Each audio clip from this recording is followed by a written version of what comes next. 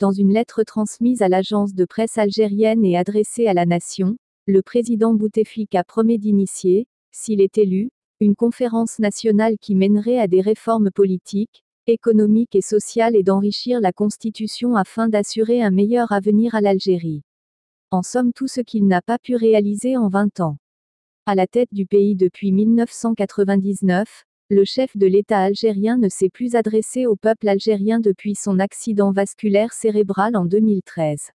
Cette longue absence du raïs fait de lui un quasi-inconnu pour plus de 30% de la population qui n'était pas encore née lorsqu'il est arrivé au pouvoir en 1999.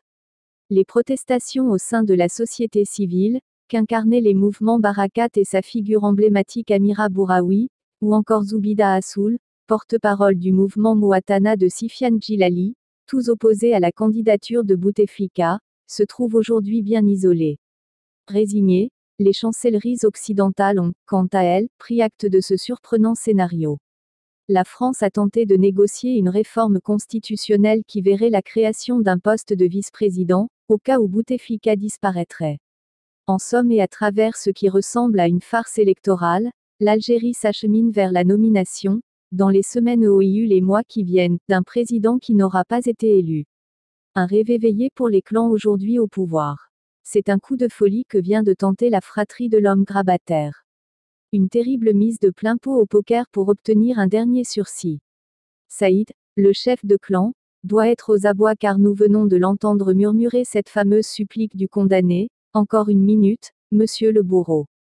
Point. Il faut être véritablement dans une panique monstrueuse pour avoir osé l'impensable, l'impasse d'où l'on ne revient pas. Saïd doit être terrorisé par une échéance qu'il ne veut pas croire ni voir, l'arrivée du terme de son assurance vie. Il a tellement côtoyé le pouvoir divin, depuis sa tendre enfance, qu'il est persuadé du pouvoir éternel de son frère alors que les semaines et les mois sont comptés. Et combien même cela se retarderait pour un mandat entier, il faudrait qu'un miracle se produise pour que les ectoplasmes qui votent pour eux continuent à protéger un demi-mort, au risque de tout perdre eux-mêmes. Ils finiront par se réveiller car jusqu'à présent, les intérêts du frère correspondaient parfaitement à leurs intérêts. Mais les abrutis nous ont toujours prouvé, à travers les siècles, que leur discernement s'éclairait de nouveau lorsqu'il s'agissait du risque de perdre une chose qui n'a ni cœur ni cerveau, l'argent. C'est une folie que ces candidatures car cela prouve qu'ils ne partiront jamais par une transition pacifique alors que l'or noir ne peut plus alimenter l'appétit féroce de ceux qui ont misé sur ce régime. Certains veulent les derniers milliards, jusqu'à plus soif, jusqu'à ce qu'il tombe de son fauteuil, sans vie. Mais beaucoup retrouveront leur esprit car ils se réveilleront au son trépide des milliards qu'ils ont placés offshore et qu'il faut d'urgence rejoindre. C'est ainsi que les déroutes se passent dans l'histoire, bien peu y échappent. Ce jour-là, ils partiront et laisseront les pauvres bougres sur place, démunis et menacés par le risque explosif d'une situation insurrectionnelle. Ces dindons de la farce, des millions d'Algériens, n'auront plus que les drapeaux, les you-you et les bulletins de vote qu'ils arboraient bruyamment pour chanter les louanges à leur divinité, Abdelaziz. Aujourd'hui, nous pouvons affirmer que Saïd et sa fratrie ont passé des limites lointaines qui les condamnent définitivement.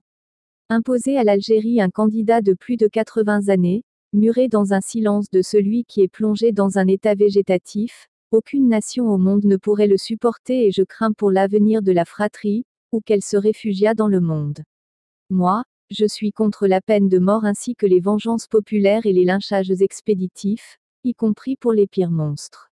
Mais Saïd Bouteflika n'a pas misé sur ce monde qui est le nôtre. Il en a choisi un autre, qu'il en assume les conséquences. À la tête de l'État algérien depuis 1999, Bouteflika détient le record peu reluisant de longévité au pouvoir. L'annonce de sa candidature pour un 5e mandat, dans un message transmis à la PS, porte-voix du clan présidentiel, soulève à nouveau un tollé chez le peuple algérien, livré en proie à l'incurie et à l'appétit vorace de généraux et de politiciens très peu scrupuleux. Pas moins de 1000 milliards de dollars ont en effet été dilapidés, entre 2000 et 2016, sous le règne de la famille Bouteflika, à leur tête le frère du président, Saïd Bouteflika, qui est le véritable détenteur des clés du palais Mouradia. Économie basée sur la rente pétrolière 98% des exportations algériennes, corruption devenue au fil des passe-droits quasi institutionnels, incompétence gouvernementale pathétique, Armement à tour de bras imposé par des généraux avides de rétrocommission et une crise sociale sans précédent aggravée par le plongeon des cours de pétrole. Voici le triste legs des 4 précédents mandats de Bouteflika, que les apparatchiks octogénaires veulent encore reconduire à la tête de l'État algérien, ou ce qu'il en reste. Pitié.